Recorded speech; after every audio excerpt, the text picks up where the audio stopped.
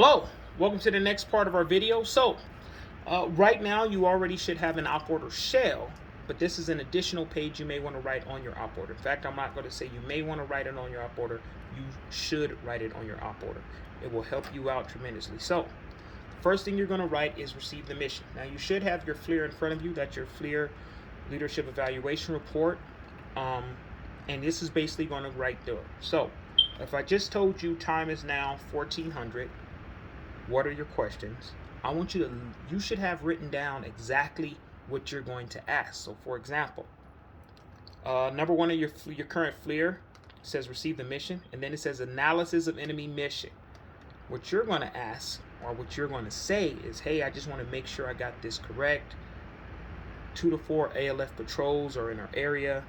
They are armed with small arms. They've been hit and retransmitting, task force retransmitting sites. Their morale is high. If attacked, if provoked, they will attack us. Boom. You just did analysis of an enemy mission, and that was an excellent, is what I just gave you. All right. So, analysis of squad mission. You're just going to say your mission statement. Whatever your mission statement is that you got for your squad, that's what you're going to say. Bam. Time available. You're just going to brief back your timeline. That's it. So, for squad mission, I'd say first squad conducts attack on objective Asanzo no later than whatever your mission statement is. As for time available, I'll say, hey, so just make sure I'm getting this correct. Our time to leave is H plus 45 is the time we cross the line of departure. Actions on the objective at H plus 80. So that would be a S, right? Satisfactory. If you want to do an excellent on time available, give the actual time. So for example, I told you the time is now 1400. What I will say, I just want to make sure I got this correct. Time available, I have the 1445 before I have to leave here, before I have to cross the LD, and then action on the objective, I'll give the correct time. Now, when I'm doing the back brief, that's basically what that was. I just said exactly what we're doing, exactly who we're fighting, what we're doing, our time available. The only other thing I'm going to throw in there that's not on your score sheet is you're going to ask for mission-specific enablers. So I'll give you a couple. If you're conducting an attack, see if you can get some AT-4s or some grenades. If you're doing a recon, see if you can get some binoculars. If you're doing knockout a bunker, once again, AT-4 grenades. If you are doing a ambush, see if you can get a claymore. All right, so now we're going to go to issuing a warning order. So what I'm going to do is when I'm issuing a warning order, so I'm going to call over my Alpha team leader and my Bravo team leader and make sure they have something to write. So, warning order. I'll give them pretty much a brief overview of the enemy's mission. That's the first thing I would give them. Hey, pull out pen and paper, prepare to write. ALF forces is believed to have been attacking our retransmitting sites. It's believed to be 2 to 4 of them. They are armed with small arms. If provoked, they will attack us. Their most deadly course of action, if they perceive a numbers advantage, they will hunt us down to destroy us. All right. Here's our mission. Pull out your pen and paper, prepare to copy. First squad conducts. Read that and keep in mind that every time you do a mission statement, you should read it twice. So, the next thing on your FLIR is going to say a planning timeline. So we're going to talk about what a planning timeline is. That's the time from right now until you start giving your op order brief.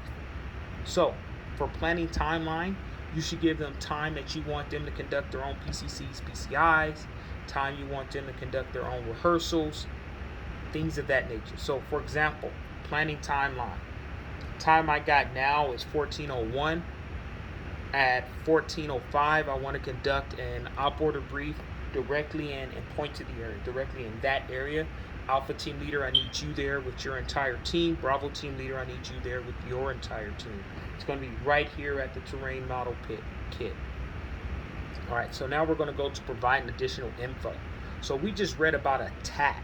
So I'm going to talk about teams level specific guidance. So keep in mind that this is team rehearsals, team things. I cannot give them a a squad level thing. So I can't say, hey, conduct battle drill 1 alpha because you need a squad there.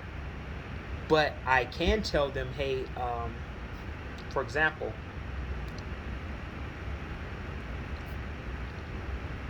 EPWs. I want you to conduct EPW searches with your team. Make sure they know how to fill out the EPW card. First squad, you're going to be our 8 litter team. You need to practice buddy drags. You need to practice buddy drags and ensure that someone knows how to give a 9-line medevac, right? Both of those, that's team specific guidance. Also,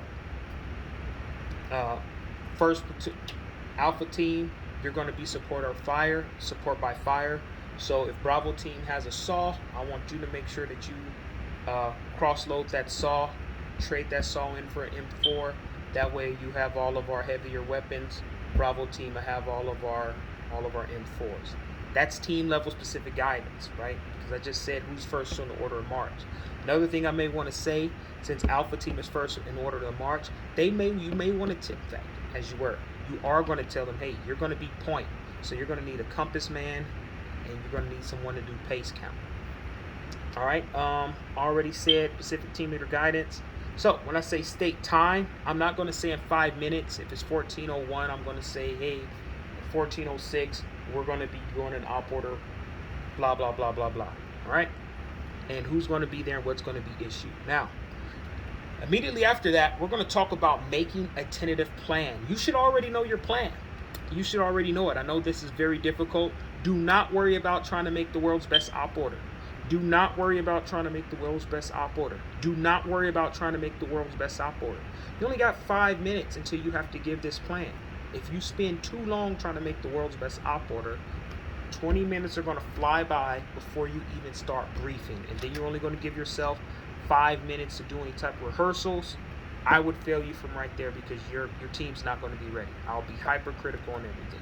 All right, so what you're going to do is after you send them away, what you should do is you should head over to wherever your terrain model is being made. Look at it. Look at your map and look at the terrain model that's being made. Make sure that you both have the same start point, you both have the same end point, and you both roughly have the same distance. That's what's called a map recon. You need to make sure it's there. Another thing you want to look for is if you see a trail behind you, which most likely you will, and you don't see the trail on that map, you should say something, right? Because that's a pretty noticeable terrain feature whenever you're doing it. So in Washington, it's going to be very, very close together. It's not going to be much you can say other than brush, but you should at least have the roads and everything gone there. So analysis of terrain, analysis of the enemy, you already know them. Analysis of terrain. It's probably going to be pretty thick in there. Pretty thick. So the movement is not going to be too well. Whenever you're issuing your order, when you state that, that's probably something you should say. I guarantee it's going to be hot. It's going to be nasty. There's going to be bugs everywhere. There's going to be brambles. It's going to be thick. You can't run, all right? You have weather, time, troops available. Civil considerations should be easy because you already gave it, and you're developing your course of action, all right? So if you look down number 4 where it says conduct initial inspections, you haven't done that yet, but you have started with rehearsals, remember? Because you told your Alpha team leader and your Bravo team leader what to do. You told the Alpha team leader that he's a litter to make sure that he has somebody that knows 9-line medevac. You also told him he's pace and confidence. You probably, if I didn't say it before, I'm saying it now. Hey, practice what 100 meters is, so your pace man will know exactly how far we're going. Go over the compass and how to use it. Conduct reconnaissance. So you've already doing a map recon because you're already looking at your guy as he's building up your Opord deal. Complete the plan. That's basically preparing the briefing site. Since you're at the briefing site, once you get your points done, you get your timeline done, and you should be doing your timeline, your point, your terrain model, making sure that's done. You should be ready to rock and roll. So now we're going to go to issue order. If you look on the number 7, the first thing it's going to go through is terrain. The Army has what they call so what. I can't just say, hey, it's bumpy out there. There's a lot of bushes out there. So what, right? What your TAC is looking for is how that affects you, how that affects the enemy. So for example, all right, this is you can look at our terrain. It's very thick in there. How this affects you and how this affects me. If we are trying to either attack or retreat from an enemy, we really need to watch our step. It's real easy to get caught up and trip and fall and hurt ourselves. So please make sure you're being responsible, right? That's terrain. Because how does it affect me? How does it affect them? Weather. So it's in the morning. We have the sun at our back. How this is important is because the sun is going to blind the enemy to our presence as we're coming in. So it's for us. However, we have very little cover there. We have a lot of concealment, very little cover, blah, blah, blah, all right? All I'm doing is talking about our weather, how the sun is going down, how it's hot, how we need to drink water, so on and so forth. Still issuing the order. Enemy composition, pretty simple. All you're doing at this point is just reading your op order, all right? Your op order should handle, your op order shell should have a place for terrain, weather. Your situation is going to cover your enemy composition, disposition. You need to have an enemy course of action, friendly hire, mission, and end state, civil consideration, attachment, detachment. I already told you when you do your mission statement, get the process repeated twice. We're going to talk about concept of operations. So, concept of operations, when you're going through your execution phase, just so your TAC can realize that, hey, that you made your analysis of your troops available. This is where you say, hey, just to make sure, Alpha Team, that you cross-load that saw. Or if you haven't said it yet, here's a good time to say it. Hey, Alpha Team, I want you to take the saw from Bravo Team. You're going to be first in order of march. You'll be our support by fire. It shows that you know the personnel you have, all right? So, please make sure when you're briefing that you're using the terrain model. Do not stand back and just kick it and use a little stick and point. Get down in there and start moving your people. When you're actually briefing, you need to have a plan on what happens if you get attacked before you get to your ORP. You're going to give your GOTWA what your ORP should do. If you get attacked while you're at the ORP, or your guys get attacked at the ORP, exactly where you want them to fall back at. Or if you get attacked, what you're going to do. And finally, you're going to have your plan for how your attack is going to go. Task supporting units. All right, task supported units, that's basically me telling Alpha Team, you're first in the order of march, your support by fire, Bravo Team, your attack, blah, blah, blah. PIR, you got that from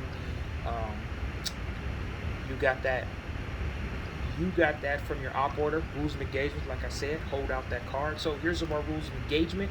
Please don't violate them. You shouldn't have that many rules of engagement. I say 4 or 5, Make sure you confirm make sure that you confirm the enemy before you fire.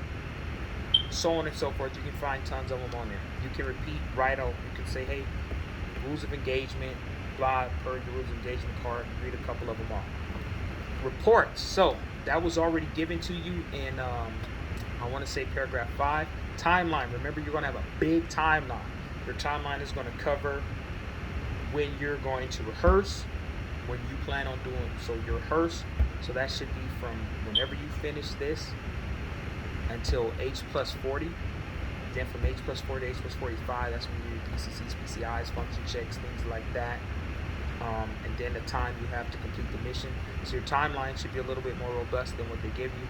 Sustainment, all you're going to do is repeat all that stuff. That was paragraph 4. Now, we're going to talk about command and control. Remember, you are a squad. Your higher headquarters are platoon. Joe does not care where the battalion commander is at. Joe doesn't even care where the company commander is at. Joe cares about where his where his team leader's at, where his squad leader's at, and possibly the platoon. All right? So, call signs, number combo. Remember I said your call signs, you're going to do it for your squad, not really for the entire platoon. So, when you ask questions and you're giving a brief back, you're not going to just say, what's our mission, what's this, what's that, all right? Have Alpha Team Leader get in there, right? Alpha Team Leader is going to get in there and move his man around in the terrain model on what they're supposed to do.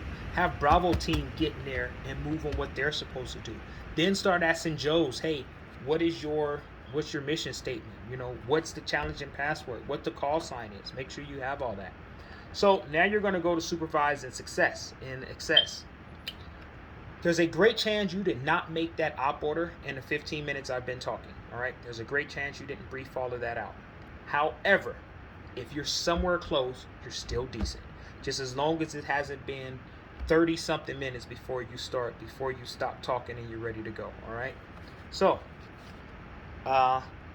you physically have to go out there and make sure everybody is actually doing a rehearsal. Do not half-ass your rehearsal. Start off from the beginning. Start off from just walking over there. Sit your people together like little army men, exactly how far you want them spaced while they're moving.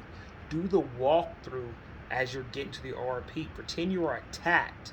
Have your guys, your alpha team, lay down. Get on support by fire. Have your Bravo team go and do their sweep and attack, right? Because we're doing Battle Drill 1 Alpha right there. Or if Bravo gets attacked, have Bravo be support by fire and have Alpha team go. After you finish that, then you're going to practice setting up your ORP. Trust me, 30 minutes go by quick. Sometimes you got to do this multiple times to make sure don't just go through the motions, to make sure you're comfortable. Set up your ORP. Practice entering and leaving an ORP. Then practice your actions on the objective. That's a lot of time you're going to have. If it's gone too quick and it only took you 5 minutes to do all of that, you know you did it wrong, and keep practicing and keep doing it again. All right. So at the end, you're going to conduct your PCCs and PCIs. If I were you, I'd have your your team leaders do all their checks. You're going to come by. You're going to make sure everyone has ammunition. You're going to make sure that there's a compass there. You're going to make sure there's a map. A compass. You're going to make sure there's a 9-line medevac request there somewhere. You're going to check ID cards. You're going to make sure there's water there, ammo, so on and so forth. All right. You've already did your rehearsals, and now all you have to do is actually execute. Most of the time when you step off, your TAC already knows if you've passed it or not. When you go to the execute phase, everybody should know exactly how far you want them apart. Now, it's nasty up there. It's rough up there. What's normally going to happen is everybody's going to bunch up. If they start bunching up, make sure you have some type of signal that you got your head and arm signals and everything. Sometimes, who knows, you may have to go into a file. And if you have to go to a file, stop your alpha team leader, stop your point man, go into a file, keep going, and then going out. That's showing the attack that you have control of your element. Do not let your alpha team leader and Bravo team leader take over. It's not their grade, it's yours. All right. Thank you.